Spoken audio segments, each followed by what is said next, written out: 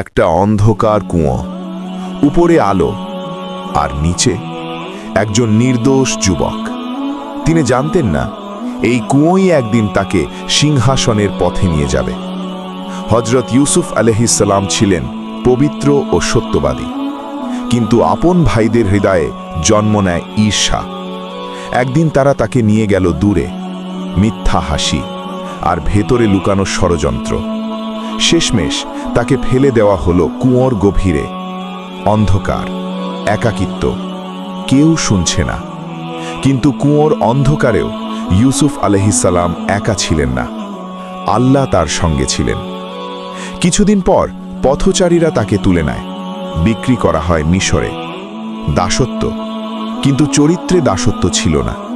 যেখানেই গেলেন সত্য ও আমানত রয়ে গেল। এক ভয়ঙ্কর মিথ্যা অভিযোগ, অপরাধ নেই, তবুও শাস্তি। কারাগারের দরজা বন্ধ হল, কিন্তু ইউসুফ আলাইহিসসালাম আল্লাহর দরজা বন্ধ করেননি। কারাগারের অন্ধকারে তিনি মানুষের স্বপ্নের ব্যাখ্যা দিলেন। তিনি দাওয়াত দিলেন আল্লাহর পথে। অন্ধকার জায়গায়ও তিনি আলো হয়ে উঠলেন। বছর পরে রাজা স্বপ্ন দেখলেন, কেউ ব্যাখ্যা পারল না। তখন মনে পড়ল কারাগারের সেই যুবক। ইউসুফ আলাইহিসসালাম সত্য বললেন, ন্যায় চাইল, অপরাধ মুক্ত প্রমাণিত হলেন।